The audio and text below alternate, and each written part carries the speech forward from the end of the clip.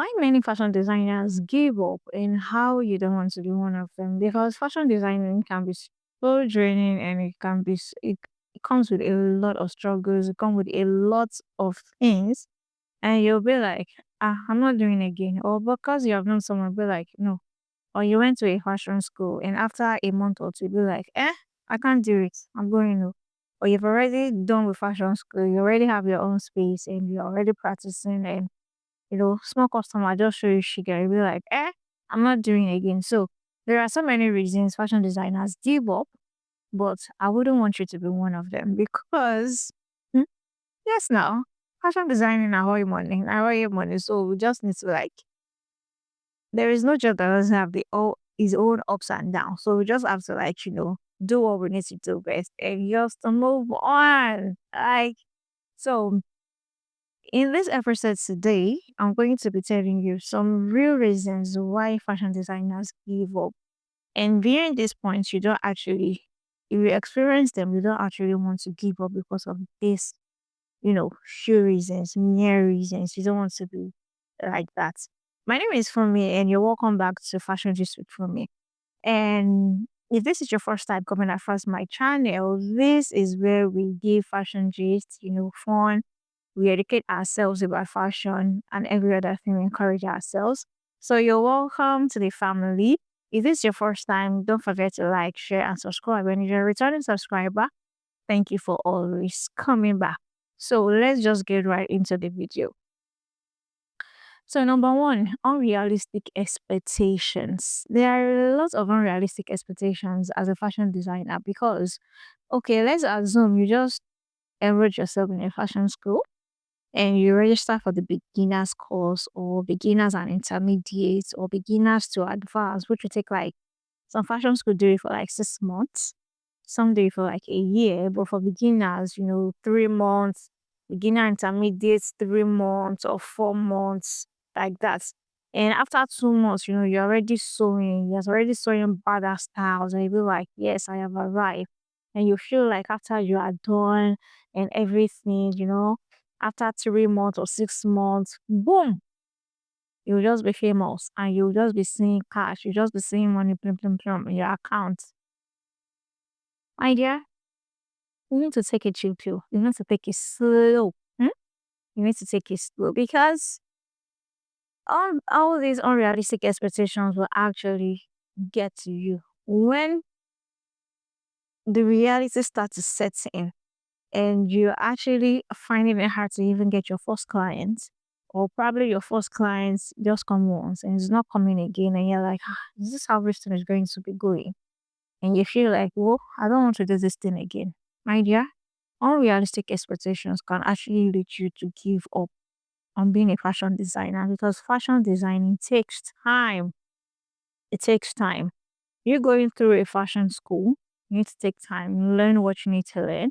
Or even if you're in the business already, you're not even in the fashion school, but you're in the business already. It takes time to let you know how, for you to learn the business, the ropes and everything. It takes a lot. It takes a lot. You need to learn how to price your work. You need to learn how to give prices. You need to learn how to manage money. You need to learn a lot of things. So don't have unrealistic expectations. Just, you know, expect at your own minimal range. Because once you expect, let's say you're expecting a 10 million naira contract and the contract now came in like a 1 million naira, you realize, what is this? I'm not even doing it again. So that is how it is. Don't have unrealistic expectations. Calm down. Take your time. If you're in a fashion school, take time to learn. Don't be like, once I finish this 3 months like this, pim, my first client like this, pim, I'll just be the first one like this. Still, I everything will just happen like that. It will not happen like that overnight. Take a chill pill. Understand what you're doing. And if you're not in a fashion school, you already have your own space, you're already managing. Fine, good. Learn how to price your work, know how you do well with money. There are fashion business sites. Learn how to do well with money. Number two, lack of support system. There are so many people that have been sponsored to go to a fashion school. There are so many people that have been sponsored to have a fashion house. There are so many people that have been sponsored to have a fashion academy. There are so many people that have been sponsored to have even a ready to wear fashion brand. And you see all these big spaces. And I'll be like, God did this. And you now sit down and you'll be like, ah, God, when? When is this helper going to come? All these things can be so draining and can be so discouraging because you are just a young girl just trying to survive. You're just putting up working this kind of work to just like, meet expectation, meet your daily bread. And you see someone opening a big store, you'll be like, when is my home going to come? When am I going to have this? When am I going to have that? Fine, there is no support system. But with you thriving and you working hard, all this thing will come. Not having somebody to encourage you, not having somebody to actually tell you you can do it, you are doing well, don't worry, your own big payday is coming. There is no one to tell you that, and you feel like, what am I even doing? All these things can actually make you give up, but you don't give up just because you don't have a support system because God is there. And I'm here also to encourage you. Don't give up. Don't give up. So another thing is poor business skills. You see this part, it can actually send a lot of people home. Poor business skills. So people don't even know how to run business at all. At all, at all. One customer is coming like this, they don't have inventory, they don't have budgets, they don't have anything, they don't even know how to remove your profits away from your business money. They don't even know anything. See, in my coming videos, I'm going to be talking about the business side of fashion, how you can actually keep your money. Just stay tuned.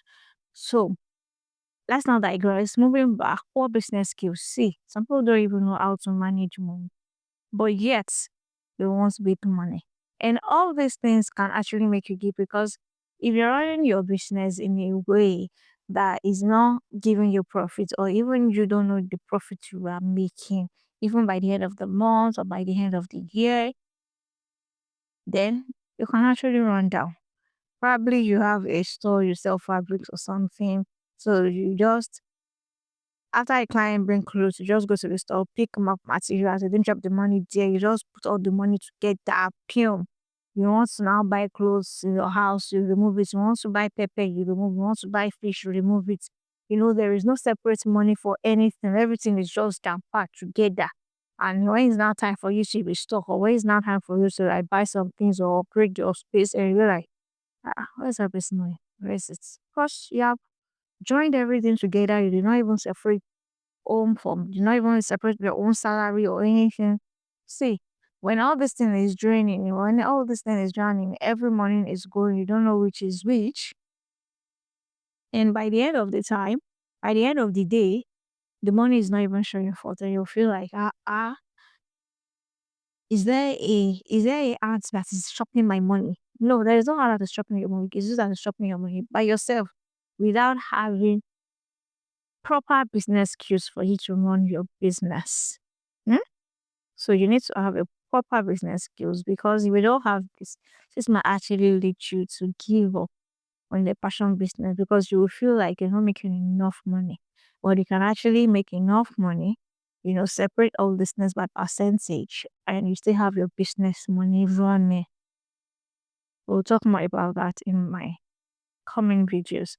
So that's really burnout of trying to do everything by yourself. See, I can do a whole series on these points alone. You trying to do everything by yourself. You're the one drafting the patterns, you're the one cutting, you're the one sewing, you're the one fixing buttons, you're the one weaving, you're the one dancing on TikTok to promote, you are the one packaging, you are the one delivering, you are the one doing logistics and everything. See, I know some of us don't have the ability or the capability to actually assign these things because we are not at that level yet. Fine, it's understandable. We can do it by ourselves. And there are some, even with your small space, you have apprentices that can help you do these things. You have already taught them how they can do it, but you still feel like, I cannot let anybody know all of my knowledge. I cannot teach them everything. And you're holding some knowledge to yourself and you want to do everything by yourself. My sister, one day, body go tell you. What did I say? Body go tell you before you would know. If you have the opportunity to assign roles to people and you have the cash to pay, please do. Assign people, don't do it by yourself. And if you don't have the capacity, take your time. If you have few apprentices, let them know. Assign some people to coach you. At least you will know their capability, you will know what they are capable of. Okay, this person knows how to draft pattern. Okay, you help me draft pattern, you help me coach you. So don't do it all by yourself. All these things can weigh you down. It can actually weigh you down because if you are doing all this thing by yourself, you will break down. Since many people now advise you that this work is not even meant for you. This work is stressful, and you feel like myself, I'm not doing it again. Those are the things that make you give up, and you feel like, well, I'm not doing it again, Jare. My back is paining, my leg is doing my dear. Assign people to do some of these things. So with these few words of mine, I hope I'm able to convince you and not to confuse you because that many fashion designers give up, and these few things can be one of those things, and it can be overwhelming. But to tell you, fashion designing is a really, really, really, really, really good thing. But most of it you can't do alone. Most of it you need to learn. Most of it you need to have patience. Most of it you need to be realistic with your expectations. So you don't have to give up. Just keep pushing, keep doing it, keep praying, and everything will work out fine. Don't forget to subscribe, like, and share. And I'll see you in my next video. Love you guys.